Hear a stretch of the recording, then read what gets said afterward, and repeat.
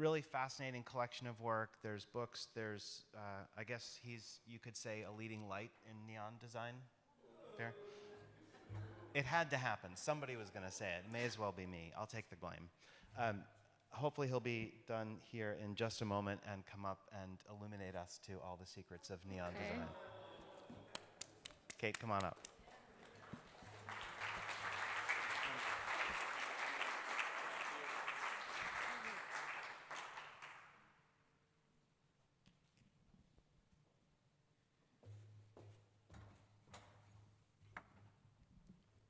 Hello, can you hear me? What about me? All good? Okay.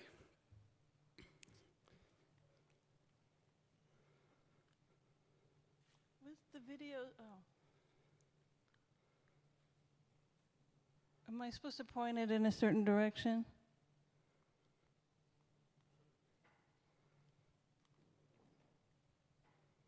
It's not working, sorry.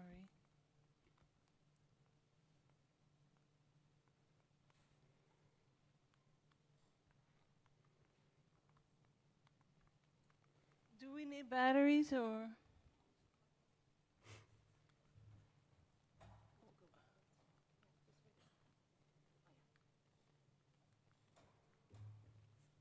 Well, hello. My name's Kate. My name is Michael Blazek.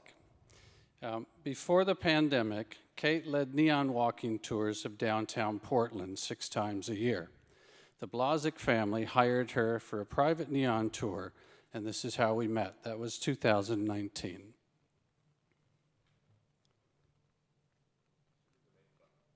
Yeah, I know it's not. Okay. What is neon?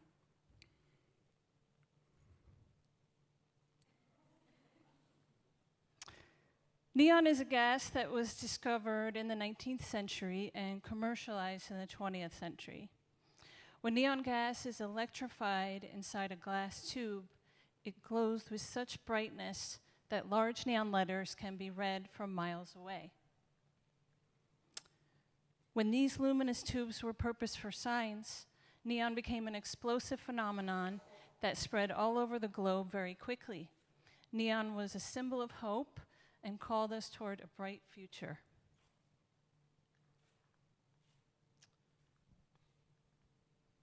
When neon was at its peak, cities all over the world were bathed in neon light. This is Osaka in 1955.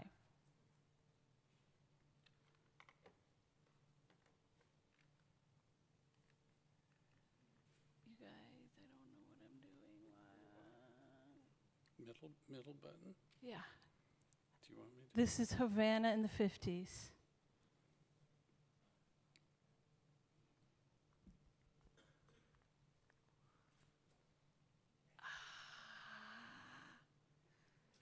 And Stockholm in 1957.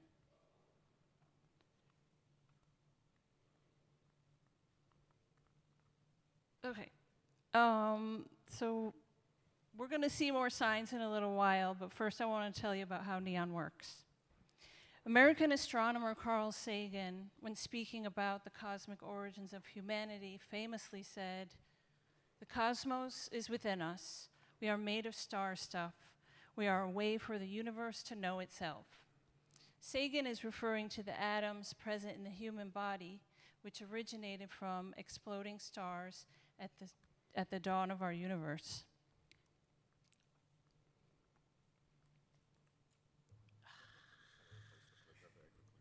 Okay.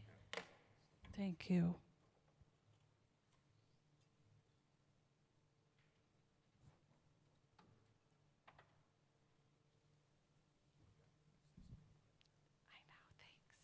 Okay. Where was I? Okay. So we got this part, right? Yes. Yes. All right. Our sun, burning on hydrogen gas, a seemingly eternal star, is responsible for life as we know it. Neon signs bring starlight down to earth, down to ground level.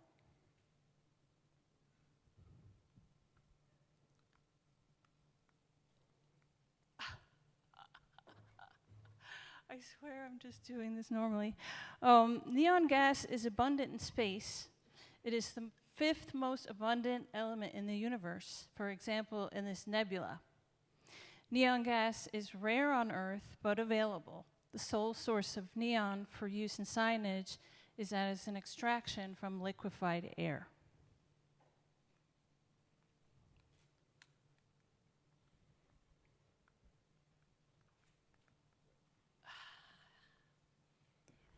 So in the neon sign, oh wait, did I skip a slide?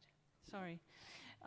In his book, Living with the Gods, Neil MacGregor describes lightning as, quote, fire from the sky, binding earth to heaven, unquote. He is correct. Electrical charges in the cloud connect to an opposite charge on the ground below, exciting hydrogen in the air and giving off photons which emit light.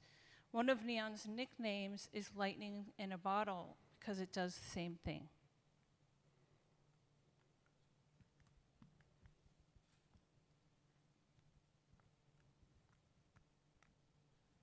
So in the neon sign, we have a vacuum-sealed glass tube which contains the gas.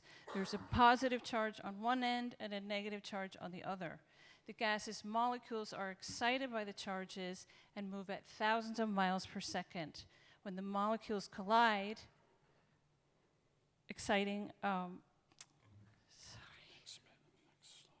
when the molecules collide and blast apart, they emit photons, which are responsible for the glow.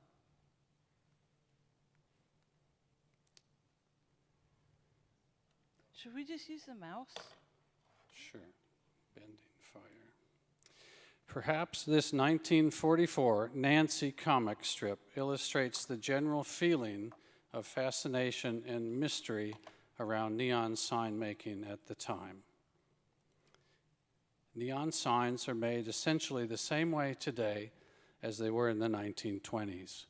There are many elements that go into it, but at the heart of neon work is tube bending or glass bending.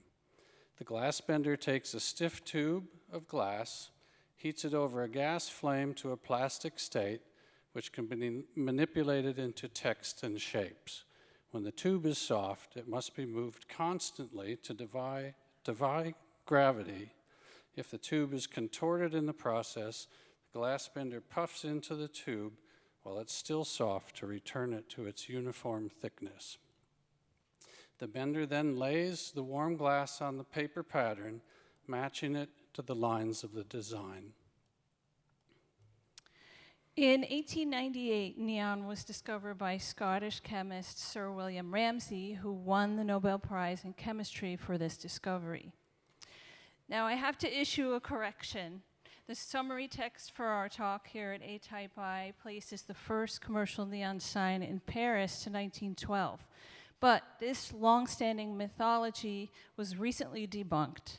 Turns out the first luminous tube commercial sign has been traced to Newark, New Jersey in 1909 for Ingersoll Watch Company. It was a Frenchman, though, named Georges Claude, who made neon into a viable product, patented the technology, and opened neon shops everywhere. Claude Neon also made its way to Australia in 1928. By 1935, there were 6 neon companies in Melbourne. Neon signs soon appeared in all of Australia's capital cities, but very few examples remain. Several original neon signs from this period are still standing in Melbourne, such as Newspaper House, installed in 1933, Bosari's Corner in 1942, and this one, the Palaco Factory in 1939. Skipping Girl, also known as Little Audrey, was built in 1936 and erected in Abbotsford, Victoria, as an advertisement for Skipping Girl vinegar. The sign was removed in 1968, but public outcry was so strong that a replica was built in 1970, and it's still lit today. The Pink Poodle Motel sign was located on Queensland's Gold Coast in the late 60s, where tourism was booming. The motel was built in 1967 and featured an 8-foot-high neon poodle. In 2004, the motel was demolished, but the sign was salvaged and relocated around the corner to Fern Street, where it still stands today. This installation by Peter Kennedy is believed to be the first neon art installation in Australia. Kennedy began working with neon as a designer at Claude Neon in Sydney and was influenced by American artists using neon. His work first appeared in Paddington's Gallery A in 1971. The Brisbane Institute of Modern Art exhibited these works again 40 years later in 2011. Shout out to Penfolds Australia. Sign painting is a job with a long history, probably centuries old. So when neon came along, it was able to build upon what sign painting had been for so long, but with light. This illustration of neon letter styles is from a neon instruction manual known as the Miller Book from 1935. Before the digital age, tube benders did their own design work. Neon letter styles were traded and copied and taught at neon schools. Michael's father, Dean Blazek, published the Neon ABC Alphabets instruction books in 1989. These books showcase complete alphabets and numerals in the simple and beautiful letterform styles of American glass benders and illustrates the tube bending techniques needed to build the forms. The Neon ABC books have long been considered the Bibles of neon letterforms for the bending community. I especially love Dean's beautiful script alphabets, and that's the B that we see on the floor here. Monolinear scripts like this one in the Netherlands appear to be in one continuous line, as if drawn quickly, like a signature. Block letters, on the other hand, need blackout paint applied to sections of the tube to block out light and make the letter legible. Here you can see a script on top with no blackout paint and single-stroke capitals below, all with blackout paint that is flaking off with time and weather. Personally, I love when the blackout paint flakes off. It leaves a sort of palimpsest behind, showing how the neon is made. Neon tube forms are three-dimensional sculptures. So for letterers and designers used to working in two-dimensional space, it can be a bit of a leap to grasp the structural considerations of the final piece. Here's a pattern for a single-stroke capital A from Dean's book. The image is intentionally reversed because the tube bender must bend the glass to match the pattern on the table so the words can be read correctly from the other side. And here's what it looks like in finished form. The letter O presents a special design challenge. You can never have a closed shape with neon lettering because the tube is lit with a closed circuit charge from end to end. Benders sometimes create the illusion of a closed shape using what's called a flyover. Single-stroke neon lettering is the most economical choice, but when done well, can be so sublime and so elegant. This small sign is about 12 inches wide and only uses a single tube of white neon for the name Edgerton. Here we have two single-stroke letter styles, and then for the word candy, the neon tubes are hiding behind silhouetted raceway letters, creating a halo effect. Double-stroke lettering opens up the possibilities of style. This theater was in Times Square in New York. A couple of lovely serif double-stroke letter styles. This is Horn and Hardart Automat in New York, 1940. And a nice double-stroke script in Milton, Washington. Double stroke letters can also be filled with blinking bulbs, as in these angular letter forms on this rooftop sign at a tiki bar in Portland. Then you have triple stroke. Here's a nice heavy triple stroke script for good food. Scripts are the most difficult neon letter styles to produce because to make a curved line with glass, there are so many more touch points on the tube that the vendor has to make.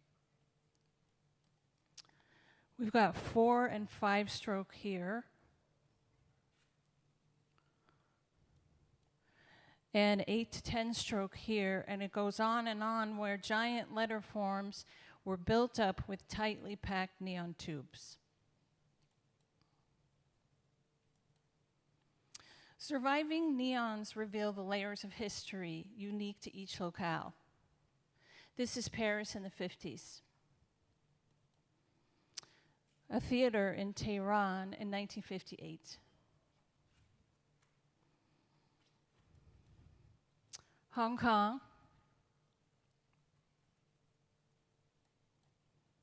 Phitsanulok, Thailand. Cairo.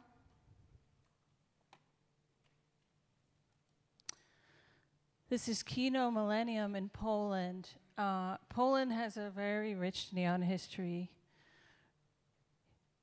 Here's another example with these long extended connecting strokes between letter forms, which is a hallmark of Polish neon style. This is a colorized postcard of one of my favorite neons ever, Kino Cosmos, which is long gone. And so that's like a 3 or 4 story building, the side of it. When neon signs were first introduced in the United States, it caused car crashes and traffic jams. And I think if I saw this one, I'd probably have nightmares. Neon had so much fun with letters. What looks like a pair of cowboys joined at the hip is actually the letter M from the old Mapes Casino in Reno. The artist who designed these signs, now nameless, added humor, ingenuity, and surprise to our nightscapes. One of my favorite uses of neon is for ice cream. At its peak in popularity, neon showed up in surprising places like on blimps, clocks, police cars, and maps at train stations. The term neon spectacular comes from Times Square in New York, where giant neon signs were constructed with miles and miles of neon tubing. The scale of these signs was enormous and the engineering very complex. This is the Stardust in Las Vegas. Las Vegas took the neon spectacular to dizzying heights. Can you turn the audio up? Thank you.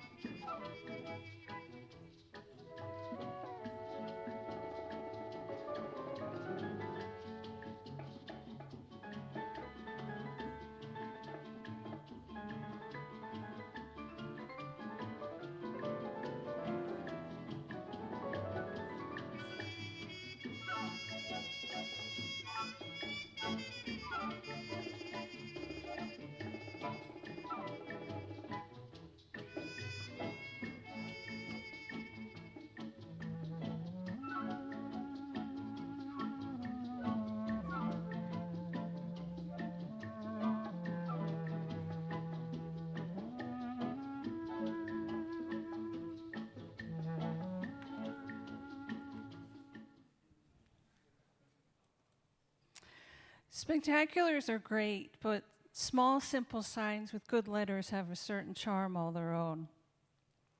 This original 1930s era sign in Los Angeles was recently restored.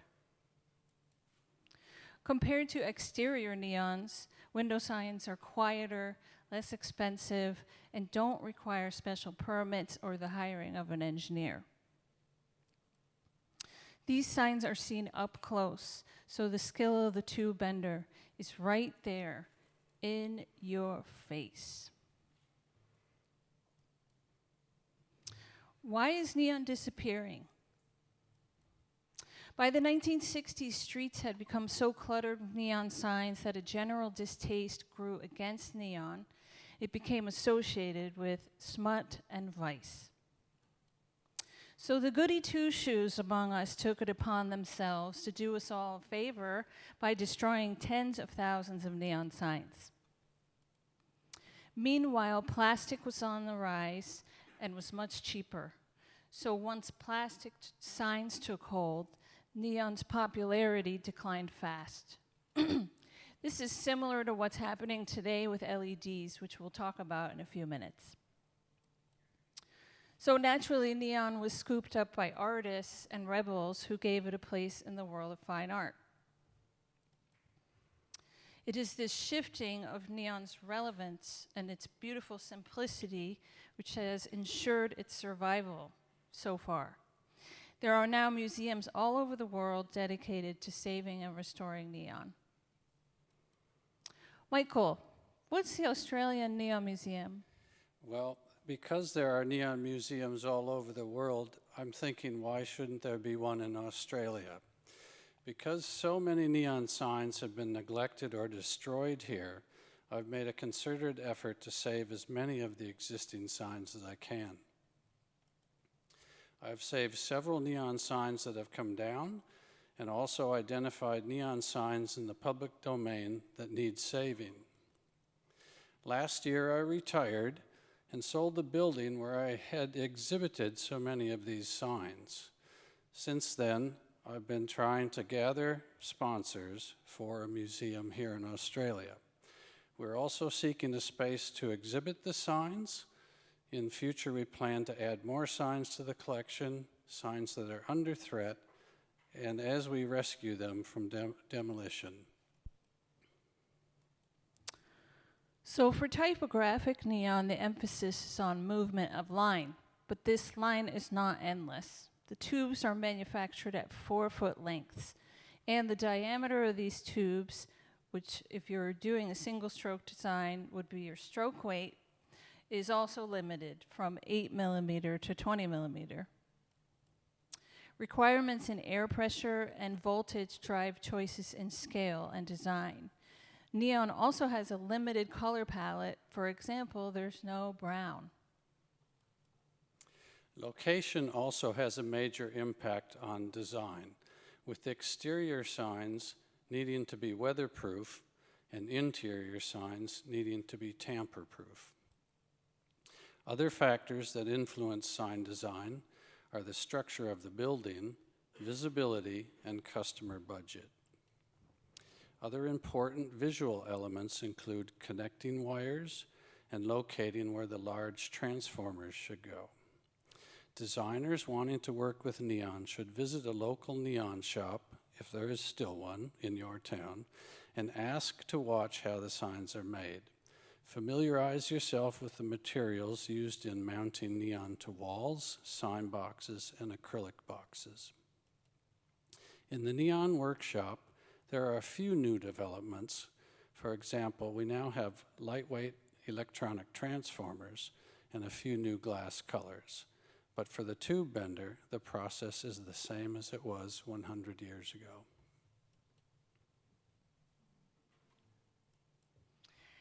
It may surprise you to learn that neon signs are actually a very green technology. The Energy Star program in the United States has even awarded neon its Green Energy Verified status. LEDs are the elephant in the room here, so let's do a little comparison. As far as functionality, LEDs are a directional light source, When used for signage, LEDs often exhibit hot spots or inconsistent, blotchy illumination. Neon is a 360-degree light source, where light is emitted in all directions, evenly and consistent throughout the sign. LEDs degrade over their lifespan and get dimmer, often failing within a year. And when one diode fails, the whole unit has to be replaced, which is kind of wasteful. A neon sign does not degrade, as there are no components that burn out. There is only the gas, which will leak out if the tubes are broken, but broken tubes can be repaired and the gas replenished. According to this Guardian article, LED lights have altered our circadian rhythms. LEDs are cited as a cause for insomnia, disruption of our endocrine systems, and visual fatigue and impairment. Wildlife is also vulnerable to increased use of LED lights near big cities and industrial sites, which have caused changes in migration, attraction, predator-prey relationships, and population decline. And while LED components contain high levels of lead and arsenic, the parts of a neon sign are reusable, recyclable, and non-toxic. So while we are told over and over again that LEDs are better for the environment because they're more efficient, as you can see, there's much more to the story than that. And when it comes to the beauty of neon light, LEDs don't even come close. I like this quote about the topic from John Dignam, who says, "LEDs are amazing, but they're not neon. Plastic flowers look real, but do you love them more than the real thing?" Neon's mysterious glow is awe-inspiring. It illuminates the ordinary with something extraordinary. Is neon technology stuck in the 20th century? Yes. Neon technology was born in the 20th century and remains essentially the same. But this is not a bad thing. Like the paperclip, neon is an invention that has needed almost no improvement. Neon's strength is in its simplicity, but also in its power to captivate our imaginations. In the film Blade Runner, we see a futuristic world where the sun no longer shines. Neon's mimicry of natural light becomes a cherished, necessary element of the streetscape. I think that in this story of a broken down society, the concept of neon's longevity is not so far-fetched. Neon is eternal. It never goes out of style. Neon has a sort of retro futurism that keeps returning to us like an old friend, a reliable and beautiful survivor. Neon signs are all handmade, so you can see the hand-shaped imperfections in each design. In today's urban mass-manufactured environments, dominated by plastic signs with perfect type and, yes, annoying LED video billboards, neon is a beautiful surprise, reminding us that these signs are really sculptures of light made by hand. But why does neon captivate us? Nature's elemental beauty attracts us. We put meaning into it. For example, bodies of water amplify and reflect light. Perhaps we see a reflection of ourselves that reaches beyond the visual cortex and touches us deeply as a sort of ripple that resonates with our inner lives. Likewise, fire is a powerful symbol for us. Since mankind's early days, gathering around a fire has been a way to focus attention and energy and to shape the direction of human society. Neon is an immortal fire because neon's fuel is gas, but the fuel, when trapped, never burns away. Neon is a way to bend fire and to direct it, to control that which humans cannot control. Neon symbolism also encompasses us as individuals, our frantic energy, and our inner flame. Neon signs almost certainly have a physical effect on our bodies. When we go to the beach, ocean waves generate negative ions, which are molecules floating in the air that have been charged with electricity. Negative ions have positive effects on our health, including reducing depression, stress, and boosting immunity. Guess what? Negative ions are also generated by neon signs. Neon tubes also generate small amounts of ozone, as well as a magnetic field, both believed by some to have health benefits.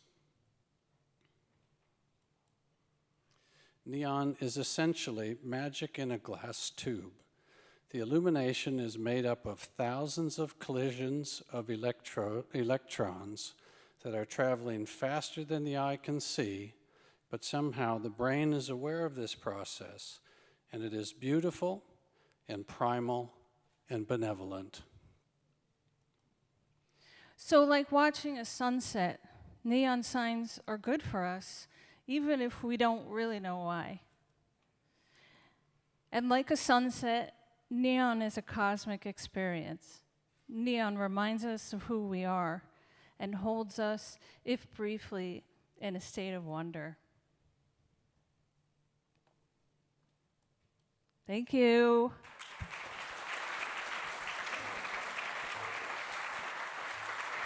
Thank you both so much. That was absolutely fascinating.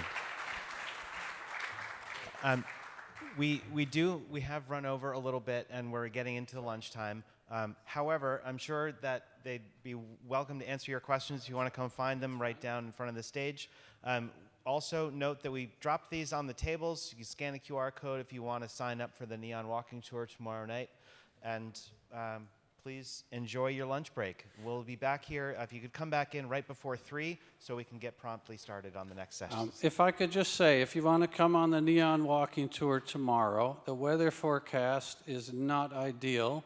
Please bring an umbrella, and we'll have the tour if everyone wants it. Okay? Thank you.